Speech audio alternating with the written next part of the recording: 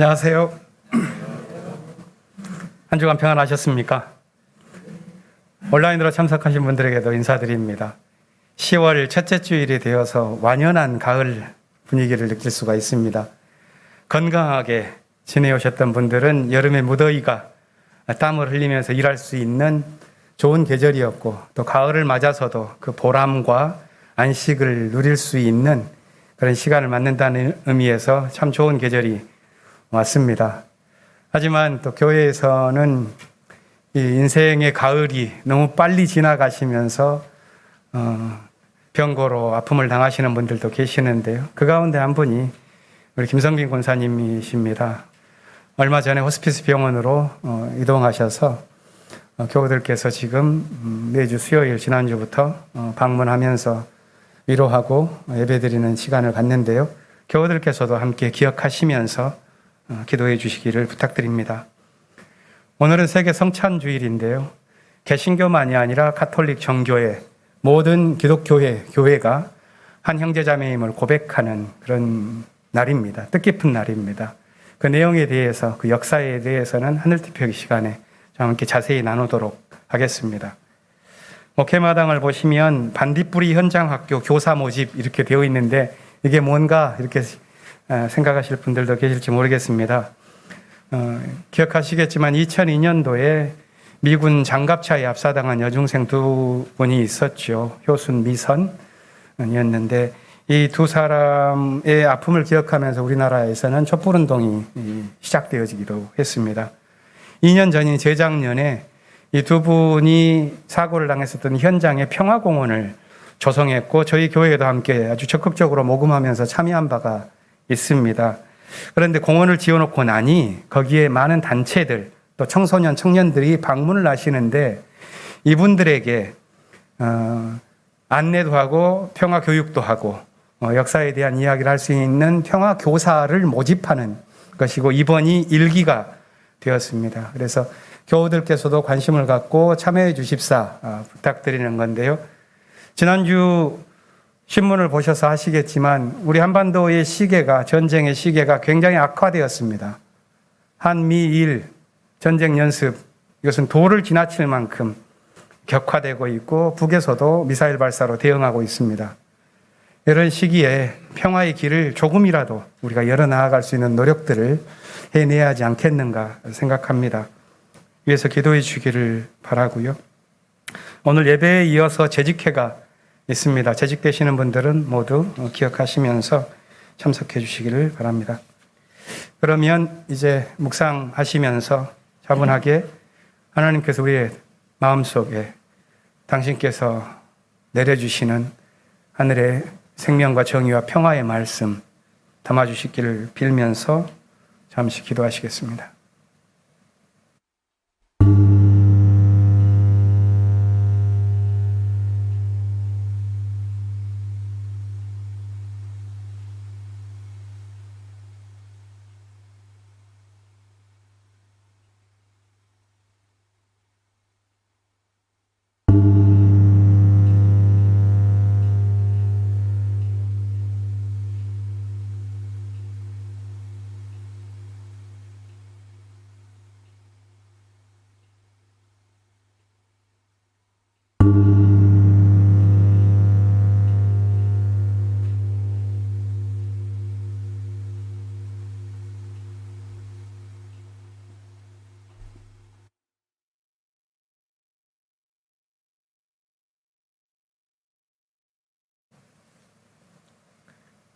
악한 자들이 잘 된다고 해서 속상해하지 말며 불의한 자들이 잘 산다고 해서 시세워하지 말아라.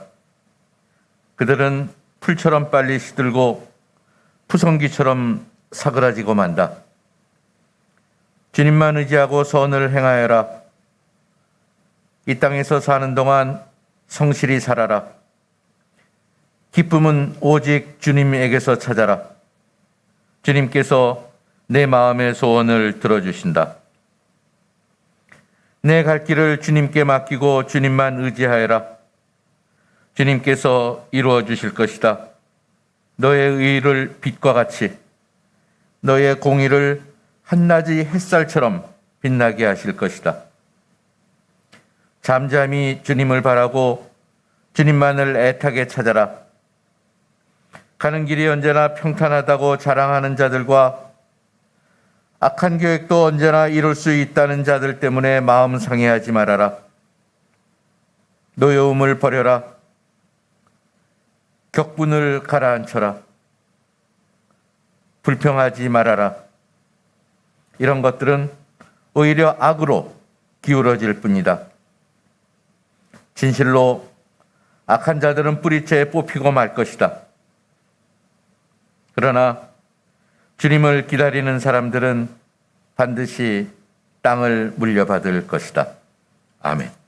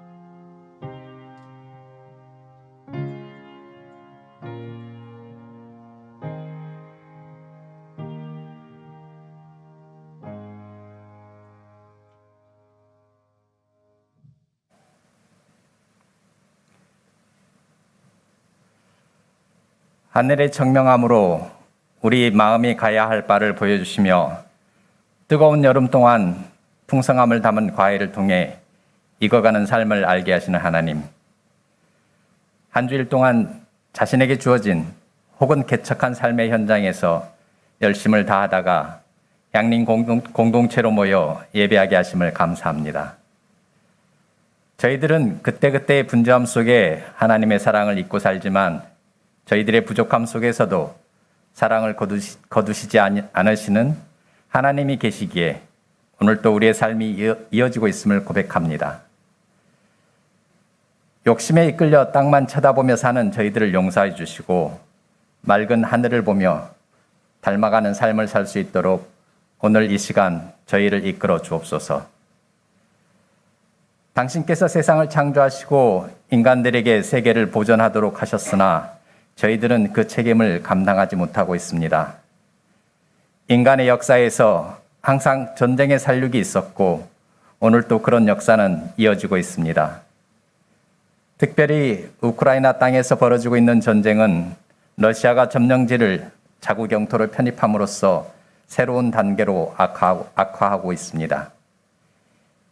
2차 세계대전 동안 일본에서 보았던 핵무기의 무시무시한 위력은 더 이상 그것을 인류가 사용하지 않게 하는 계기가 되었으나 시간이 지나 공포에 대한 기억이 흐려져 핵무기 사용의 위험이 증대되고 있습니다. 모두가 공멸하는 죽음의 선택을 하지 않도록 구원하여 주옵소서.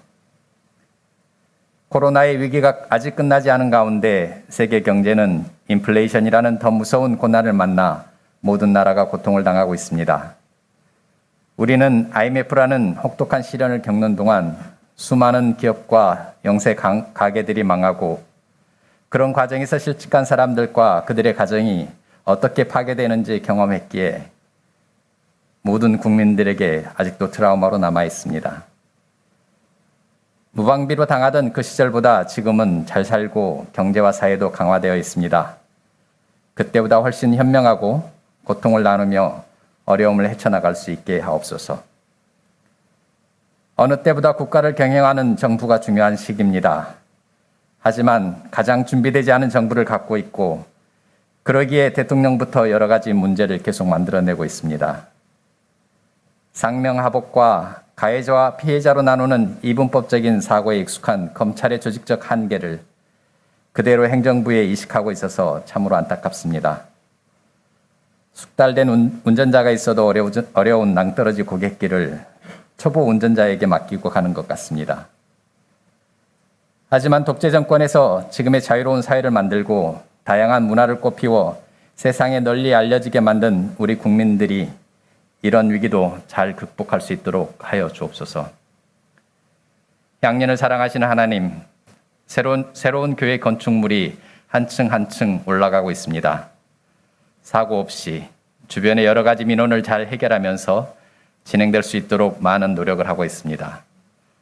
탄소를 저감하기 위해 설치하려는 태양광이 주변과 잘 조화를 이루어 설치되고 예배당을 비롯한 교회 내부 설계와 음향과 영상을 위한 악기와 설비 구축, 순례길 등의 역사적, 문화적 구성에 교우들의 지혜를 모아 잘 결정해 나갈 수 있도록 이끌어 주옵소서. 교회당을 빌려서 생활하는 과정에서 예배 준비와 마무리, 식당 봉사와 주차, 여러 가지 방식으로 헌신하는 교우들을 기억하여 주시고 시간과 정성을 바쳐 예배를 준비하는 성가대와 예양에게 감사와 감격이 계속되게 하시며 어려운 여건 속에서도 교회 교육을 위해 노력하는 선생님과 교육자들의 마음과 몸의 건강을 지켜주시옵소서. 질병과 학업, 군복무 등의 여러 가지 이유로 함께하지 못하는 교우들에게도 향년의 연대가 이어지게 하시고 같은 은혜를 받는 예배가 되게 하옵소서. 하늘 뜻을 펴는 김현 목사님을 통해 당신께서 주시는 말씀을 듣고자 우리의 마음을 비우오니 하나님의 뜻으로 채워주시옵소서. 침묵 속에서 당신의 음성을 기다립니다.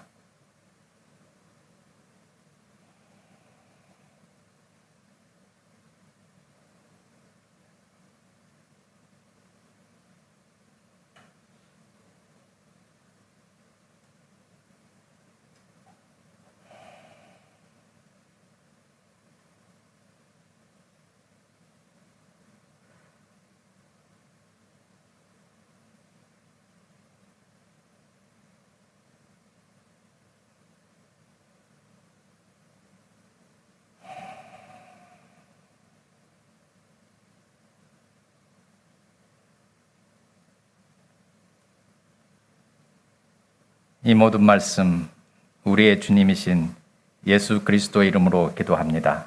아멘.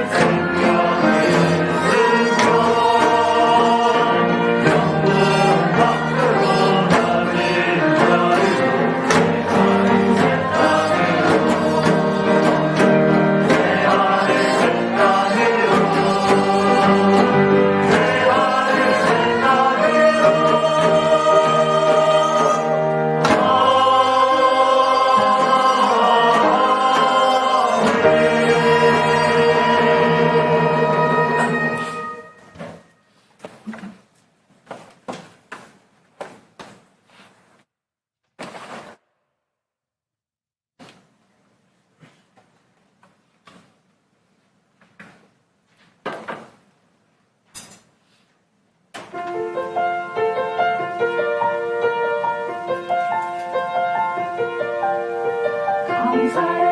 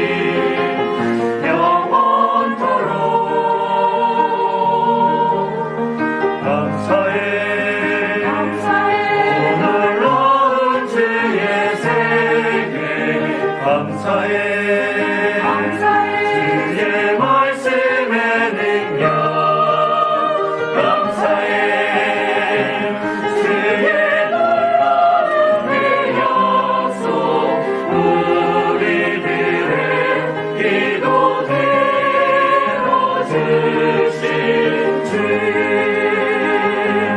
창조를 사주신 주 내 사랑을 더 이끄신 주님께 기쁜 이 날에 감사의 찬송 드리자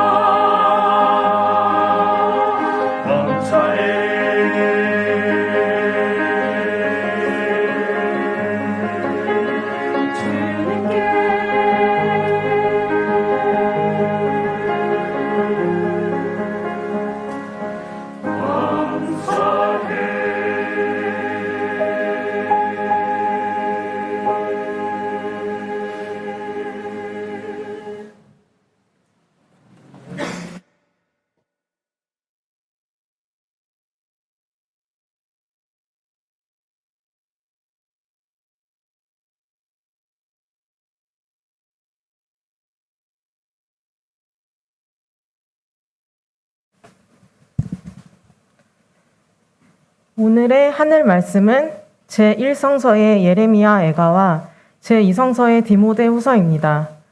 먼저 예레미야 애가 1장 1절에서 6절 말씀을 읽겠습니다.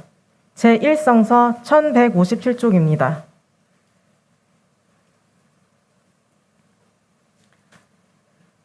아, 슬프다. 예전에는 사람들로 그렇게 붐비더니 이제는 이 도성이 어찌 이리 적막한가. 예전에는 문나라 가운데 으뜸이더니 이제는 과부의 신세가 되고 예전에는 모든 나라 가운데 여왕이더니 이제는 종의 신세가 되었구나.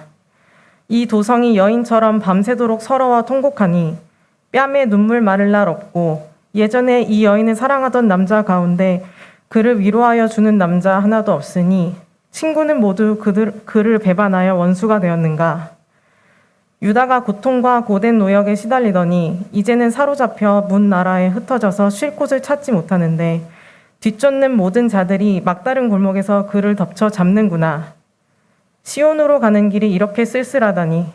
명절이 되었는데도 순례자가 없고 시온 성으로 들어가는 모든 문에도 인적이 끊어지니 제사장들은 탄식하고 처녀들은 슬픔에 잠겼구나. 시온이 이렇게 괴로움을 겪는구나. 대적들이 우두머리가 되고 원수들이 번영한다. 허물이 많다고 주님께서 그에게 고통을 주셨다. 아이들마저 원수들이 보는 앞에서 사로잡혀 끌려갔다. 도성 시온이 누리던 모든 영광이 사라지고 지도자들은 뜯을 풀을 찾지 못한 사슴처럼 되어서 뒤쫓는 자들에게 힘 한 번 못 쓴 채 달아나고 말았구나. 이어서 디모데 후서 1장 1절에서 14절 말씀을 읽겠습니다. 제2성서 365쪽입니다.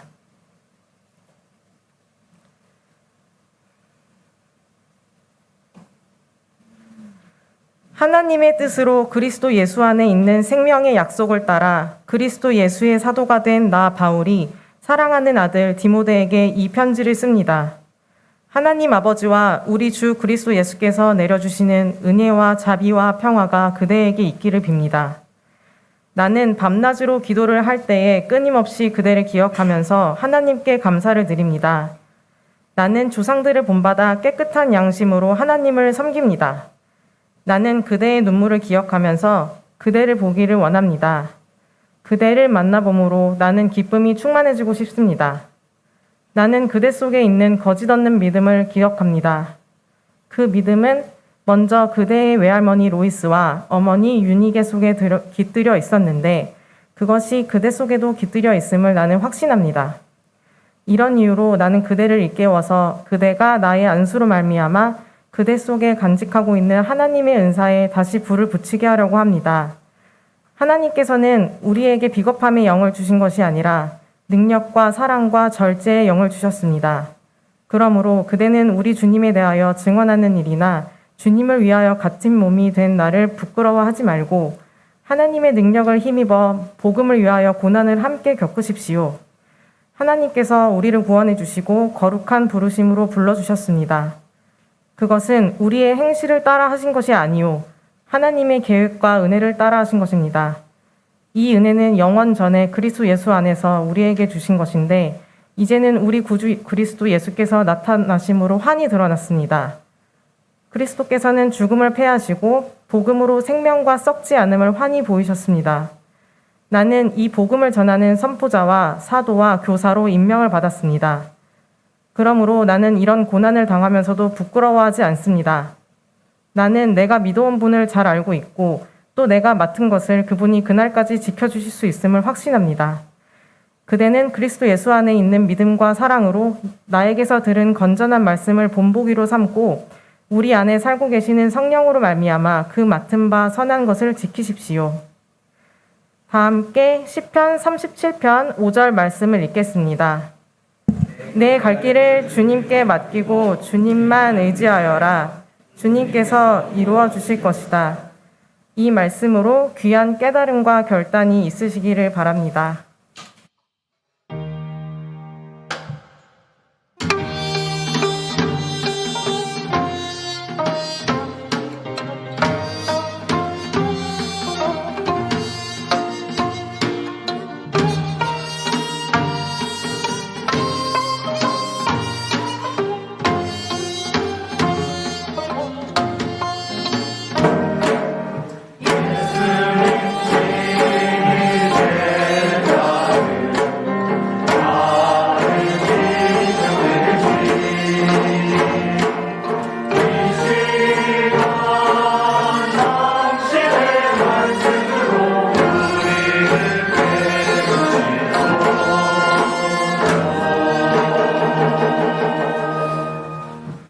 오늘 주신 복음서의 말씀은 누가복음서 17장 5절부터 10절 말씀입니다.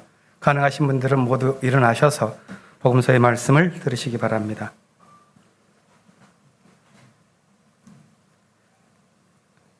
사도들이 주님께 말하였다. 우리에게 믿음을 더하여 주십시오.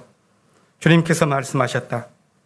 너희에게 겨자씨 한 알만한 믿음이라도 있으면 이 뽕나무더러 뽑혀서 바다에 심기어라 하면 그대로 될 것이다. 너희 가운데서 누구에게 밭을 갈거나 양을 치는 종이 있다고 하자. 그 종이 들에서 돌아올 때 어서 와서 식탁에 앉아라 하고 그에게 말할 사람이 어디에 있겠느냐? 오히려 그에게 말하기를 너는 내가 먹을 것을 준비하여라. 내가 먹고 마시는 동안에 너는 허리를 동이고 시중을 들어라. 그런 다음에야 먹고 마셔라 하지 않겠느냐? 그 종이 명령한 대로 하였다고 해서 주인이 그에게 고마워하겠느냐? 이와 같이 너희도 명령을 받은 대로 다 하고 나서 우리는 쓸모없는 종입니다. 우리는 마땅히 해야 할 일을 하였을 뿐입니다. 하여라. 이는 주님의 말씀입니다.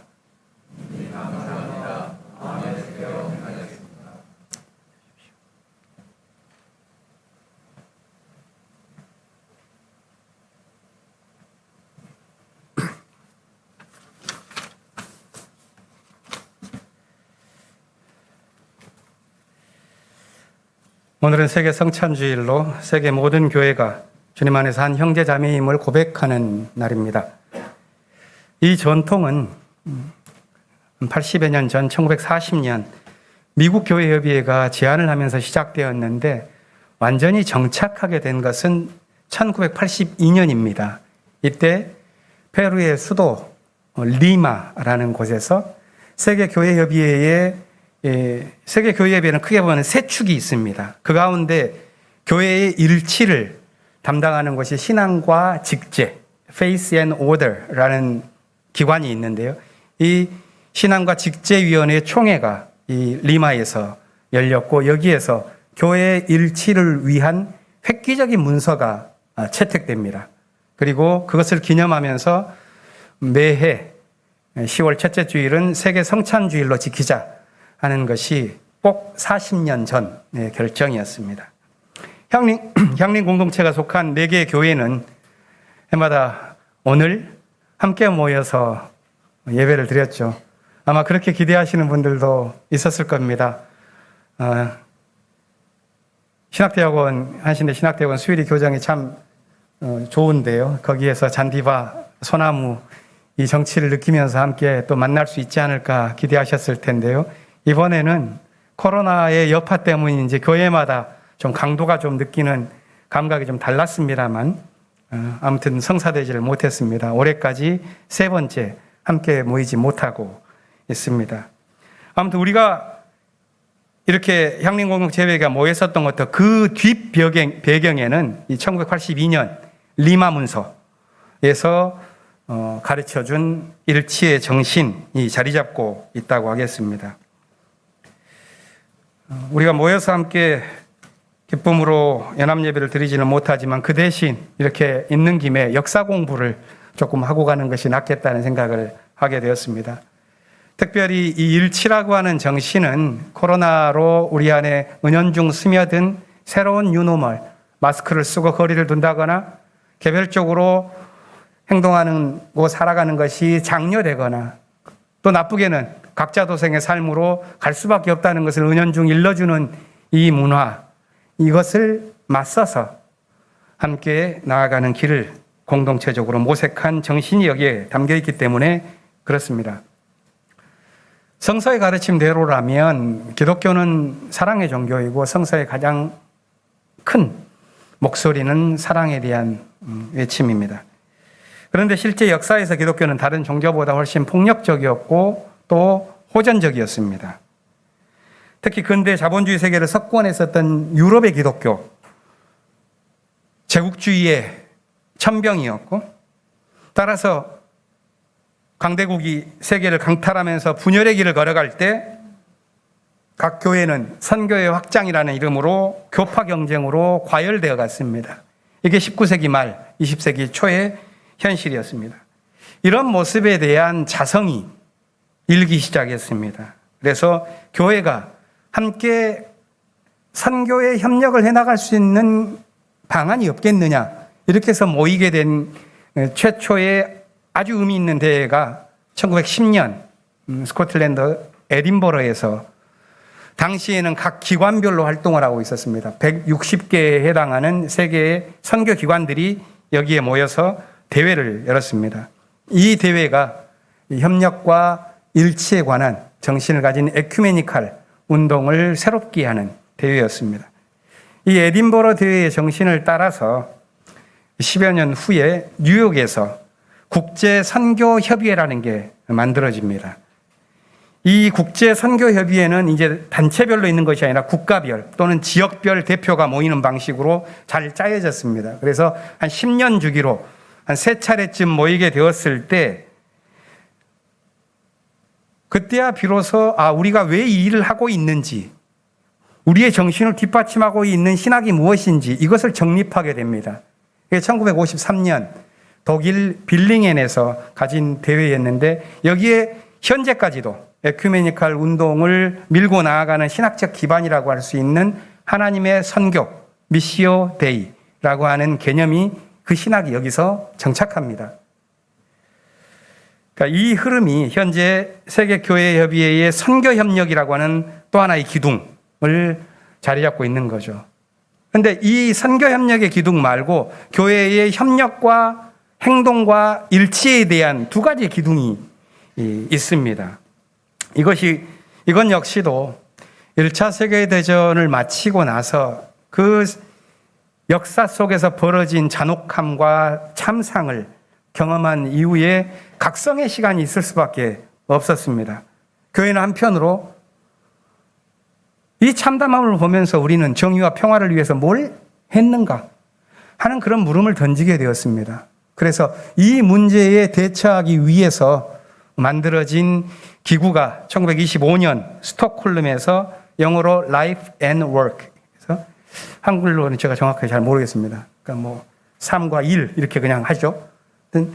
뭔가 교회가 이제는 정의와 평화를 위해서 연대해서 대처해야 된다 하는 흐름이 1925년 Life and Work이라고 하는 이 기구가 발족하게 되었고요. 그보다 2년 후에 에딘버러 대회가 가졌던 그 일치 운동을 기억하면서 스위스 로잔에서 아까 말씀드렸었던 신앙과 직제, Faith and Order라고 하는 기구가 발족되죠. 이때는 세계교회협의회라는 WCC가 존재하지 않을 때입니다. 이 Life and Work와 Faith and Order 이 두 기구가 합쳐져서 한 20년 후에 세계교회협의회라는 것을 탄생시키는 거죠. 그러니까 세계교회는 20세기 초에 각 나라마다 가지고 있는 분열과 갈등, 강대국이 벌여내는 침략과 전쟁, 이 고통을 경험하면서 자성하는 마음으로 에큐메니칼 운동이라고 하는 교회의 움직임이 시작되었고 교회의 일치와 협력을 모색해온 것입니다. 그 가운데 27년 로잔에서 시작된 이 신앙과 직제위원회가 약 50여 년, 27년이니까 82년 리마까지 50여 년 동안 교회가 어떻게 일치할 수 있는가? 여기에는 개신교의 핵분열로 나누어져 있는 그 여러 교파, 개신교만이 아니라 가톨릭, 정교회까지 포함되어진 모든 그리스도의 교회가 어떻게 일치할 수가 있는가? 이것을 50여 년 동안 각각의 신학을 소개하면서 연구하고 자기가 고백하는 신조들을 함께 비교해 가면서 하는 50여 년의 작업 끝에 탄생한 게 이 82년 리마 문서입니다. 그 공식 명칭은 세례, 성만찬, 사역, Baptism, Eucharist and Ministry 이럽니다. BEM 문서라고 합니다. 이 가르침에 따라서 만들어진 리마 예식서, 이것이 세계교회 성찬 예식의 표준이 되었고 우리 교단 또 우리 교회 예식서 역시도 이 기준에 따라서 진행을 합니다. 그러니까 리마 문서와 그것에 기초한 세계 성찬주일의 제정, 이것은 세계교회의 분열을 되돌이키고자 하는 중요한 분기점이 되었습니다. 기독교 역사를 보면 본래는 1000년 동안 하나였죠. 하지만 수많은 갈등들이 폭발하면서 11세기에 동방교회, 정교회와 서방교회, 로마 가톨릭 교회가 분열하게 되었습니다. 그리고 한 500년 있다가 이 서방 로마 가톨릭 교회에서 종교개혁, 교회개혁이 이루어지면서 개신교가 튀어나오죠. 이렇게 큰 흐름, 세계로만 있지 않습니다. 가톨릭 교회도 나누어졌고 정교회도 나누어졌고 그랬지만 이 큰 세계의 흐름 속에서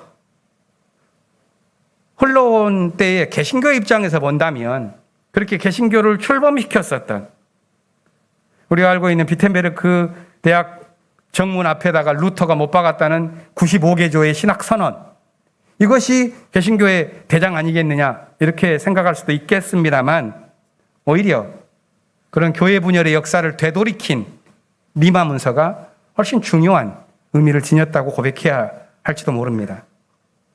16세기의 개신교 운동은 교회 갱신을 의도했지만 결과적으로는 분열을 초래했습니다. 반면에 40년 전에 제정된 리마 문서는 교회의 일치 속에서 도리어 갱신을 이끌어낸 문서입니다. 물론 실제 교회의 흐름이 문서 하나로 바뀌지는 않겠죠.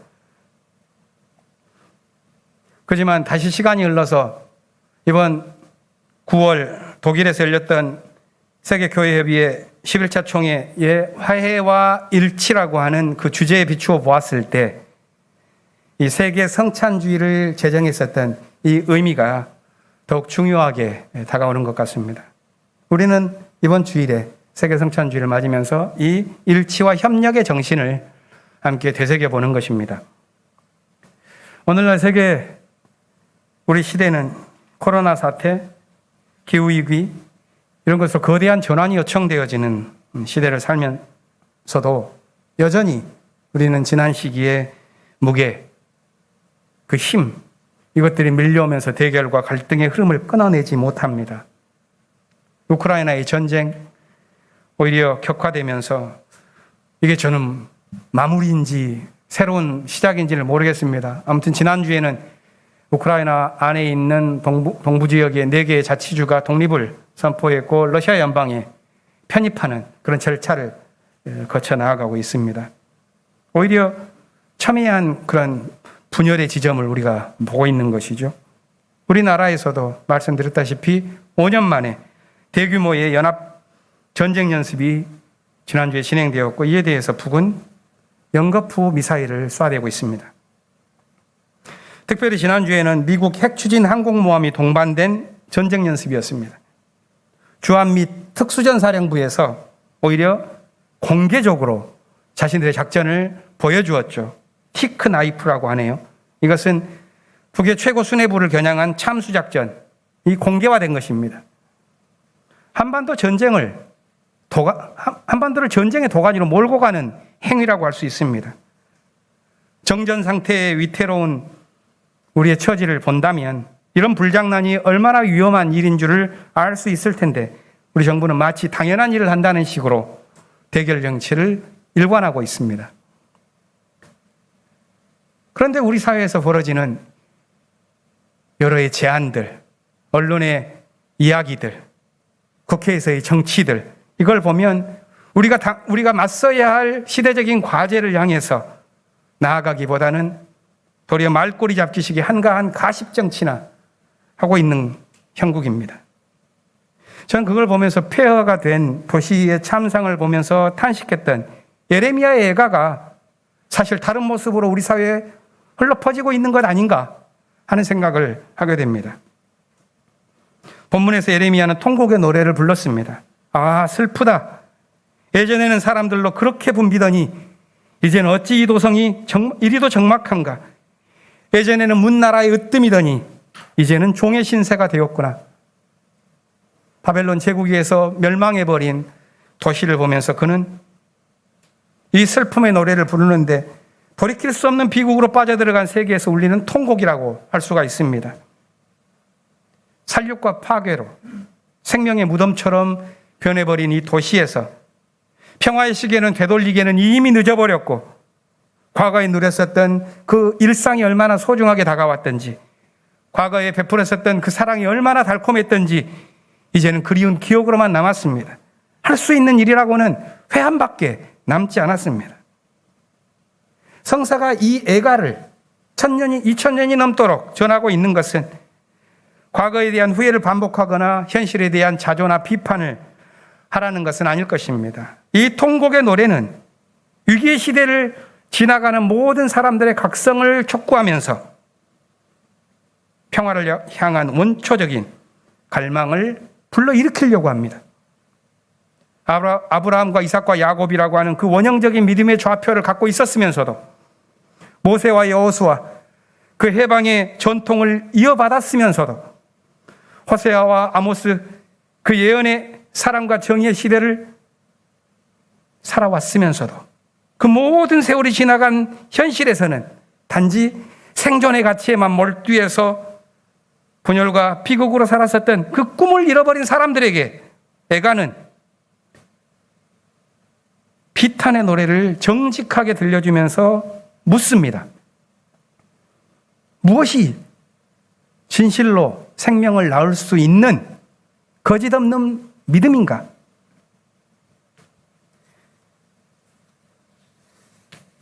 누가복음 본문에서 제자들이 예수께 요청했습니다. 우리에게 믿음을 더하여 주십시오. 그 앞에 있는 내용을 보면 예수께서 용서를 거듭거듭 하라고 말을 합니다. 그러나 분열의 시대를 회개와 용서 없이 살아왔었던 그들이 구했던 믿음은 도대체 무엇일까요? 예수께서 그래서 대답하십니다. 너희에게 겨자씨만한 믿음이라도 있다면 이 뽕나무들을 뽑혀서 저 바닷가에 던져라, 심어라 하면 그대로 될 것이다.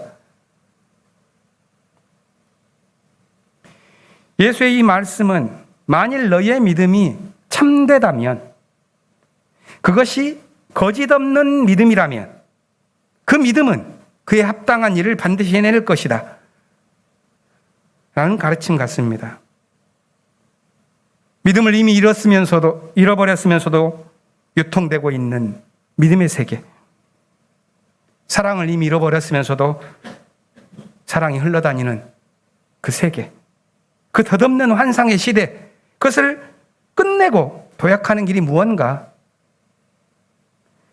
예수께서 이어주신 말씀은 종에 관한 비유였습니다. 밭을 갈고 양을 치는 수고를 하면서도 주어질 보상을 바라기보다는 나는 마땅히 해야 할 일을 했을 뿐입니다 라고 생각하라는 가르침이죠. 예수님의 이 가르침은 권리 주장에 익숙한 우리 시대의 문화인은 이질적입니다. 오늘의 노동의 감각에 본다면 분명 예수님은 심각한 인권의 문제를 가졌다고 비판받을 것입니다. 그런데 예수께서 들려주신 이 말씀은 제자들로서 가져야 할 마음가짐에 관한 것입니다. 섬김의 도리 속에서 제자의 길을 발견하라는 말씀입니다. 이 말씀은 권리와 의무의 형식 논리로 지어진 세계에 있는 터무니없는 요청이죠. 그러나 성서는 이 이야기를 통해서 우리에게 묻는 것입니다. 네가 진실로 예수의 제자가 되려고 하느냐? 이 물음의 답을 우리가 갖고 있지 못하다면 오늘 이 복음서의 말씀은 부질없는 말씀이 되고 말 것입니다. 하지만 우리에게 진실한 믿음이 겨자씨만한 크기라도 있다면 그 옛날 시편의 노래가 우리 마음속에 막힘없이 흘러갈 것이라고 생각합니다. 조금 전 함께 읽은 시편은 이렇게 고백했습니다. 내 갈 길을 주님께 맡기고 주님만 의지하라. 주님께서 이루어 주실 것이다.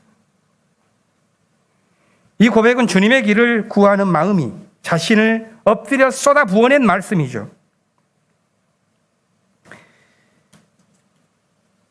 저는 지난 몇 달간 안병무 선생님의 글을 계속 읽어왔습니다. 이제 2주 앞으로 다가왔는데요.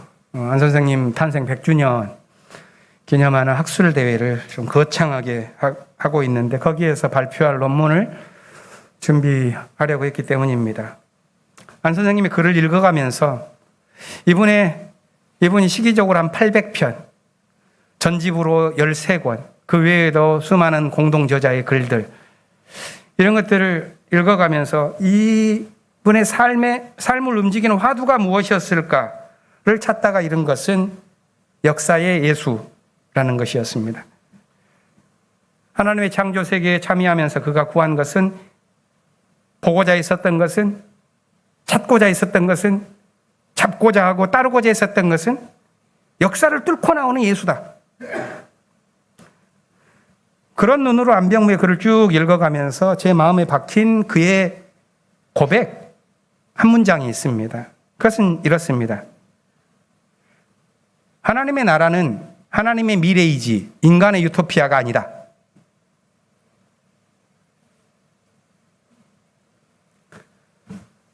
안 선생님의 말씀인데요. 하나님의 나라는 하나님의 미래다. 인간의 유토피아가 아니다. 저는 이 말에 욕망과 허무로 얼룩진 세계를 견디는 신앙인의 지혜가 담겨 있다고 보았습니다. 그리스도의 부활이 제시한 새 삶의 가능성을 향한 신앙인의 원초적인 포부, 그게 여기에 담겨 있다고 봅니다. 안병무 선생님은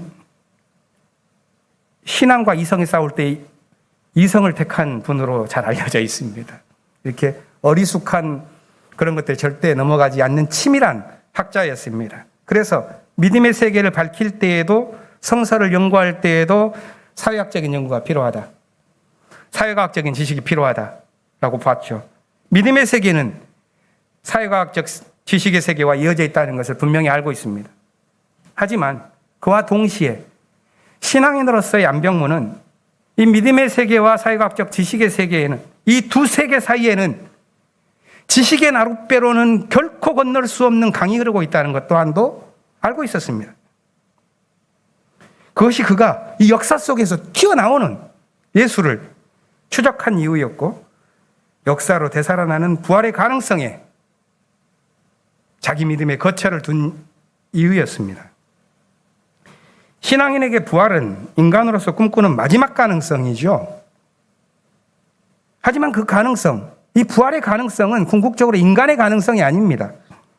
생명의 약속, 인간의 본질적인 삶, 만약 그것이 있다면 지금 우리가 누리는 이 세계 속에 있는 것이 아니라 그 너머에 있다.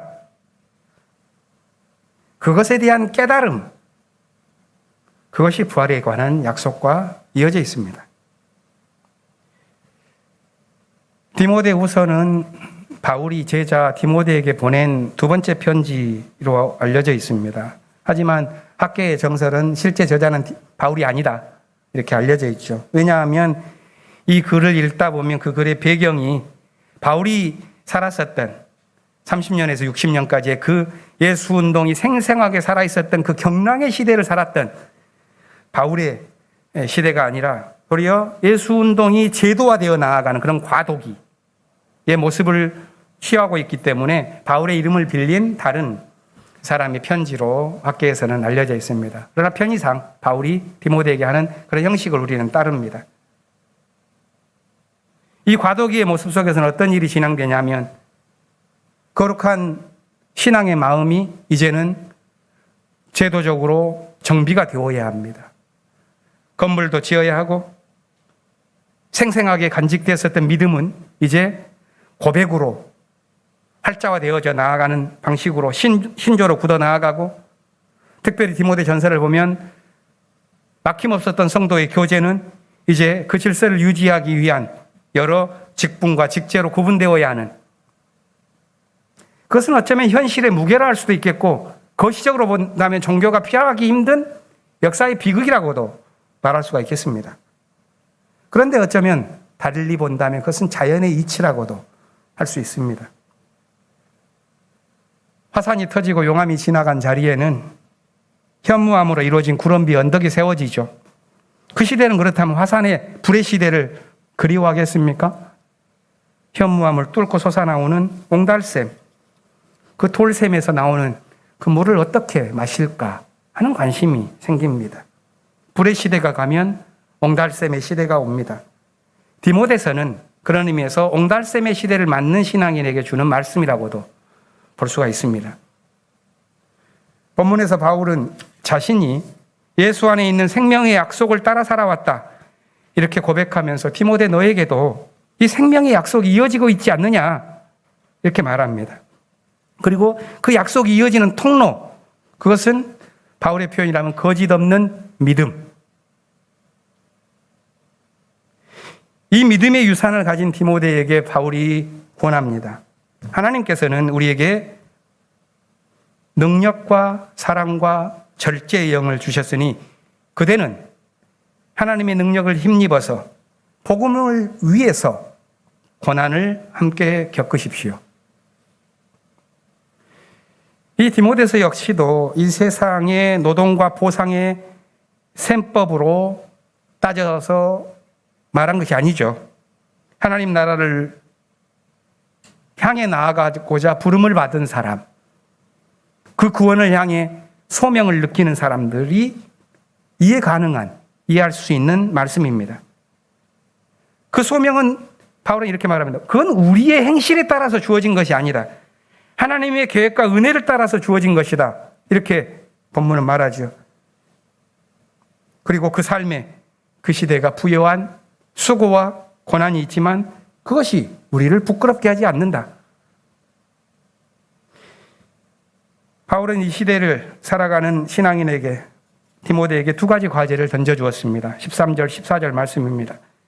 첫 번째는 예수 안에 있는 사랑과 믿음, 그 사랑과 믿음에 담긴 건전한 말씀을 삶의 본보기로 삼아야 한다. 둘째, 14절, 자기 안에 성령이 있다면 그 성령에 힘입어서 자신에게 맡겨진 선한 것을 지켜내야 한다.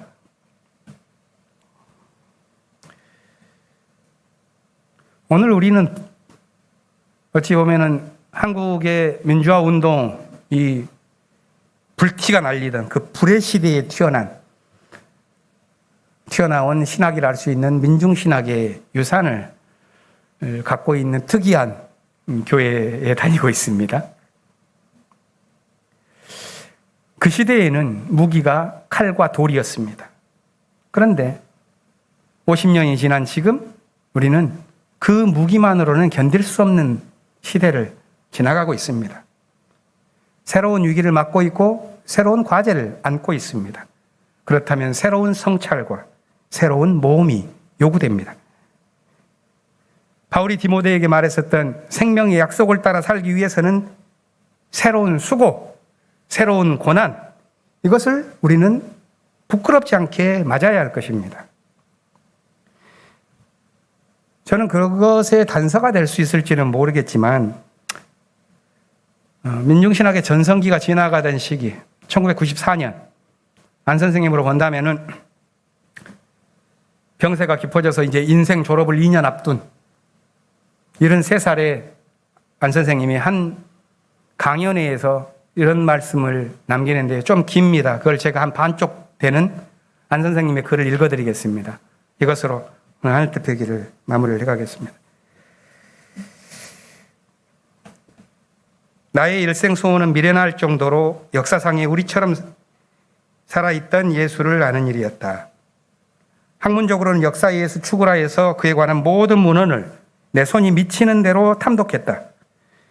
하지만 10년 공부, 나무와 미타불로 돌아온 나는 얼마 동안 나 자신 어떤 신념도 없이 저들의 학설에 편승하고 서구신학의 영역에서 헤엄치며 그것을 팔아 밥을 먹고 사는 떨떠름한 생활을 계속했다. 한마디로 나는 예수가 누구인지도 모른 채 신학을 해온 것이다. 그러던 중 전태일 사건을 만나고 이한열, 박종철 사건을 만났다.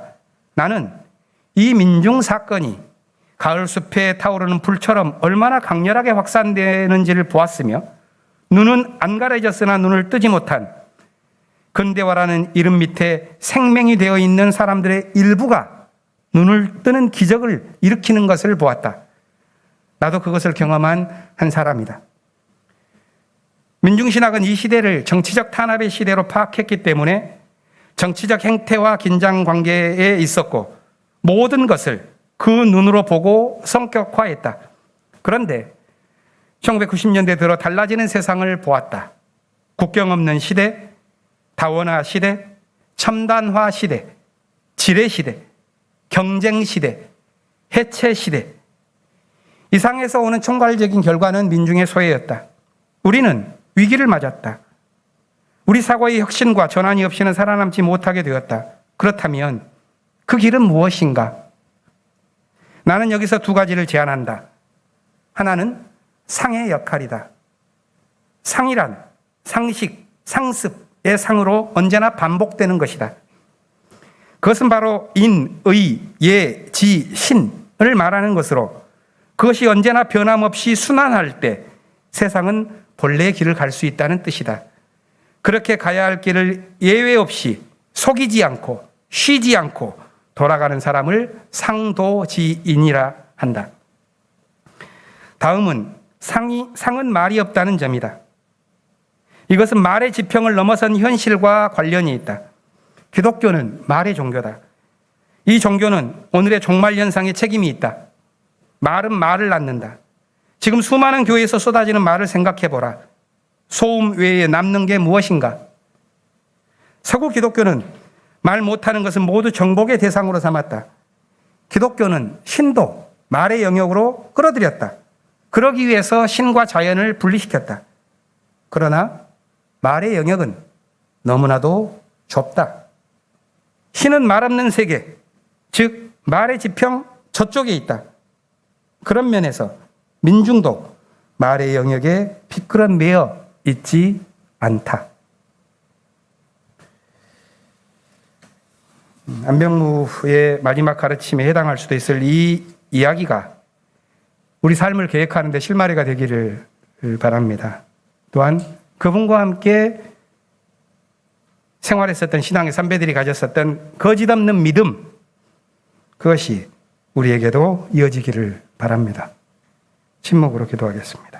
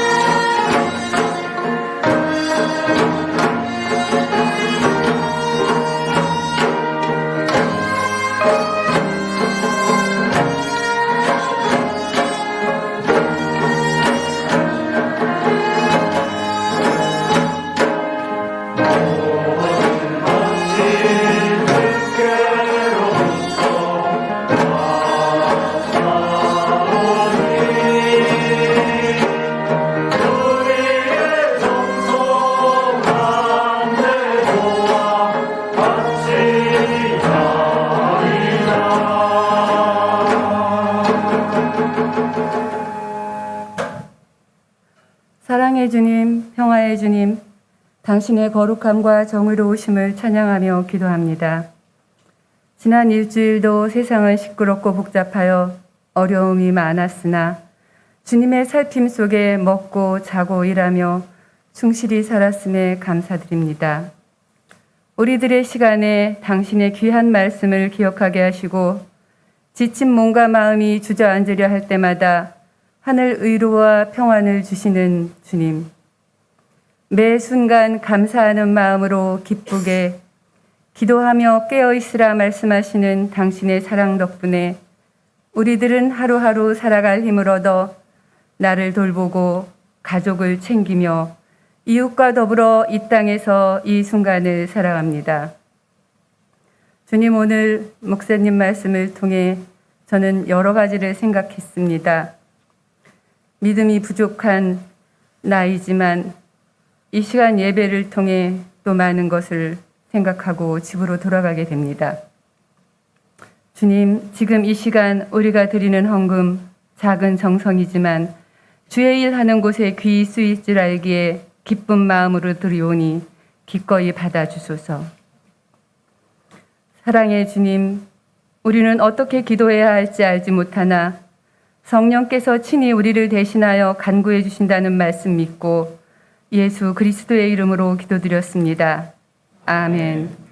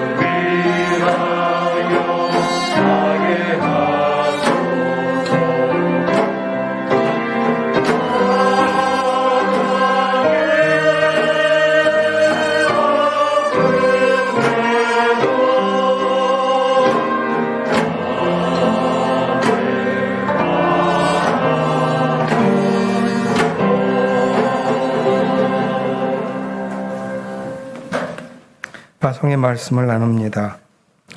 제자들이 예수께 구합니다. 우리에게 믿음을 더하여 주십시오. 예수께서 제자들에게 대답하십니다.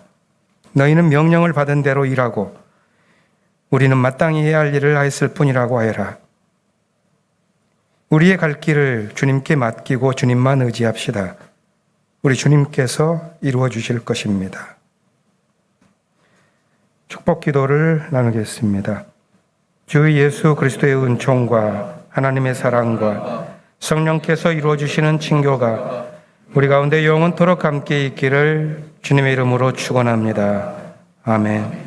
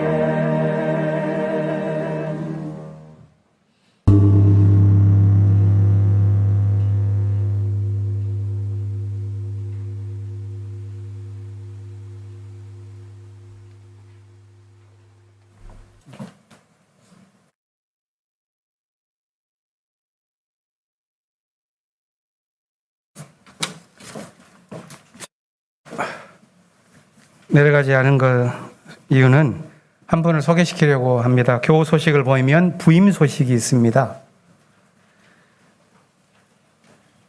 유영상 전도사님이신데요. 앞으로 나오시기 바랍니다. 유아유치부를 맡았던 백찬양 전사님이 목사 안수를 받고 교회를 사임하셨죠.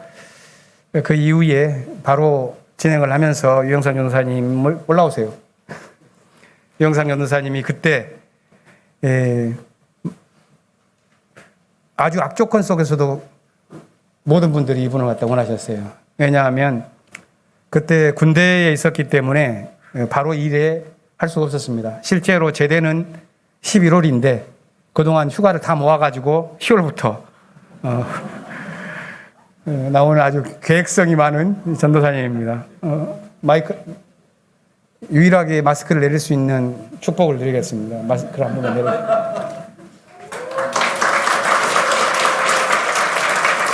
내려주세요. 마스크를 갖다가 하면 나중에 딴 사람인 줄 알고 교인들이 못 알아보셔요. 그래서 그랬습니다. 이제 마스크를 벗어갈 때도 되었으니 계속 그렇게 계시면서 선보는 것은 끝났고 뭐라 그럴까요? 이제 함께 하나님 나라를 이루어 나아가는 그런 일들을 해나갈 텐데 한 말씀 하십시오. 안녕하십니까. 네, 유아유치부 전도사로 부임할 유영상입니다. 인사드립니다.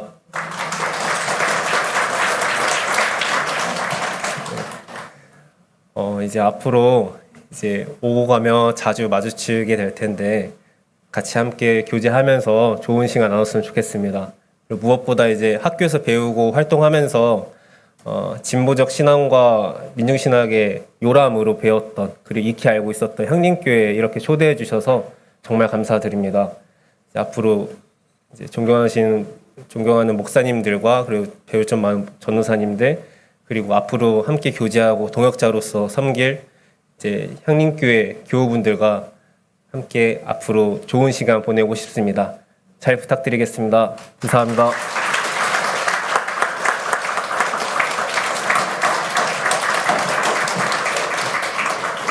금방 친해지실 수 있을 겁니다. 그리고 우리가 안병무 선생님 100주년을 맞아서 제가 링크 드렸었던 안병무 아카이브를 공부를 하신 분이 있다면 그 아카이브를 구축한 손길에도 유영상 전도사님이 보이지 않은 손길이 있었다는 것을 아시게 될 겁니다. 군대 들어가기 직전까지 그 일을 살림이 빌딩 5층에 있는 안병무 도서관에 일주일에 한두 번씩 출근하면서 그 작업을 했고요. 앞으로도 우리 교회가 3층에 안병무 도서관을 할 텐데 그런 작업들도 이어서 해줄 수 있지 않은가 기대하고 있습니다. 함께 위해서 기도해 주시기 바랍니다. 고맙습니다.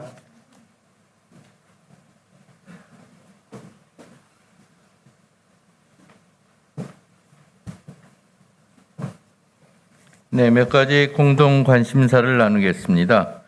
예고한 바와 같이 예배 직후에는 이 자리에서 바로 이어서 정기 재직회가 열립니다. 함께 해주시기 바랍니다.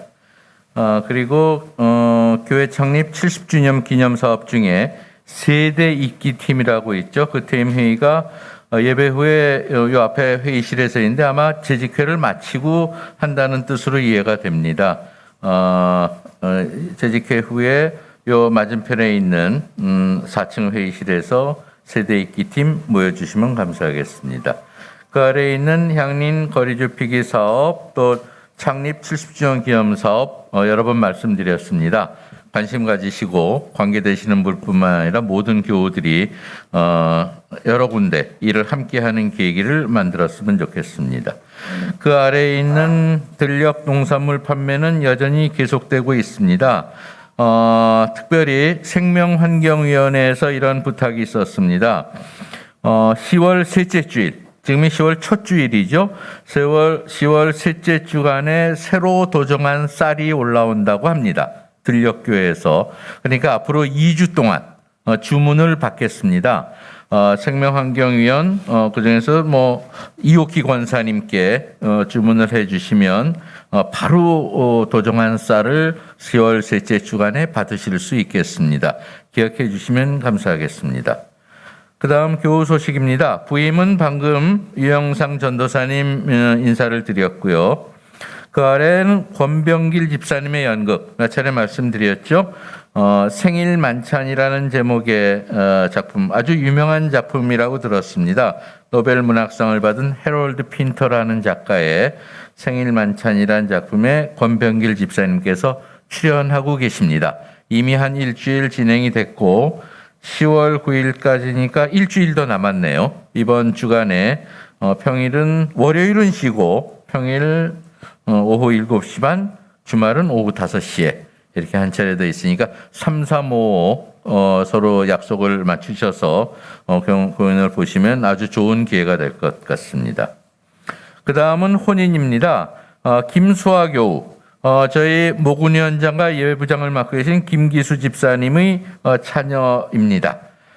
김수아 교우가 10월 10일, 다음 주일 지나서 월요일이네요. 오후 2시에 더 채플 앳 논현, 아마 논현동에 있는 아마 예식장으로 이해가 됩니다. 김수아 교우 다음 10월 10일 월요일 날 오후 2시에 결혼 예식 있는 것 기억해 주시기 바랍니다. 강남 향림교회에서 지난 주일에 장로 피택을 했다고 알려왔습니다. 안성영님, 이승무님, 정옥진님 세 분 많이 피택되셨네요. 아마 정옥진님은 아마 재임이신 것 같고 나머지 두 분은 아마 처음 선출되신 분 같습니다. 그중에 또 이승무님은 또 저희 교회 향린에서 가신 분이기에서 아마 익숙하실 것 같습니다. 함께 기뻐하고 축하하는 기회들 만드시기 바랍니다. 그리고 이번 주 일정 몇 가지 말씀드리겠습니다. 전체 여신도 회의라고 되어 있습니다만은 전체 여신도 모든 분들이 모이시는 회의는 아닌 것 같고 전 여신도회의 회장님들 임원들께서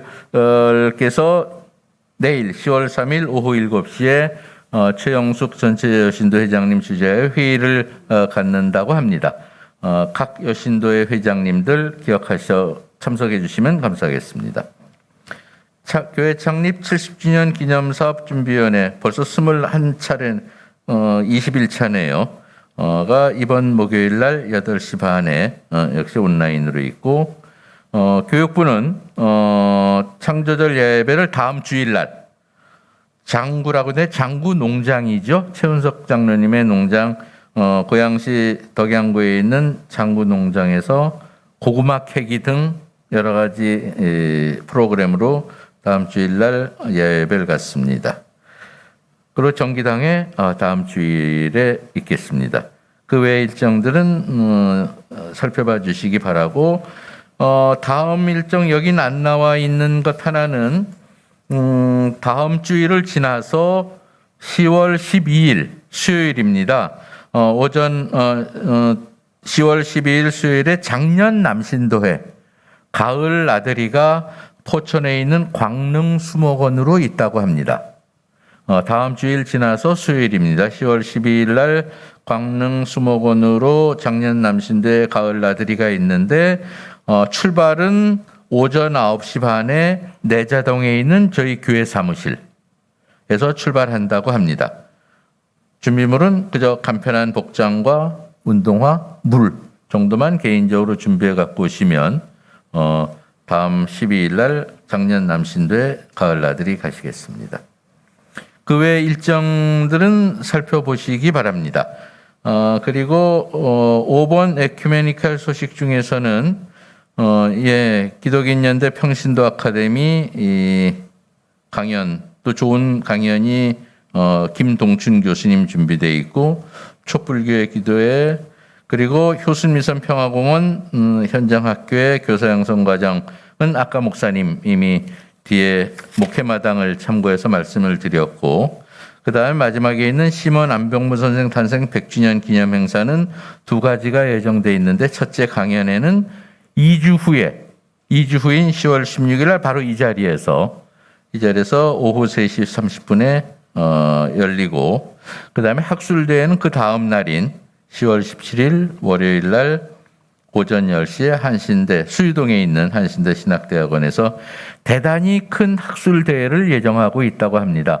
안병무 선생의 영향을 받았거나 관계되는 학자들 한 20여 분이 함께 발표하고 아마 저희 담임 목사님께서도 발표를 준비하고 계신 것 같습니다. 이렇게 강연회와 학술대회가 안 선생님 탄생 100주년을 기념해서 준비 중이고 진행된다는 걸 기억하시고 이런 기회에 함께 하시면 좋겠습니다. 되게 오늘 함께 나눌 공동 관심사는 되게 된 것 같습니다. 그러면 향린교인 생활실천 다짐을 함께 읽도록 하겠습니다. 우리는 하나님께서 주신 모든 생명을 있는 그대로 소중히 여기는 것이 하나님의 뜻이라 믿으며 어린이 청소년들의 심리와 교육 상태를 이해하고 그들의 교육 환경과 사회 환경을 개선하기 위해 노력한다.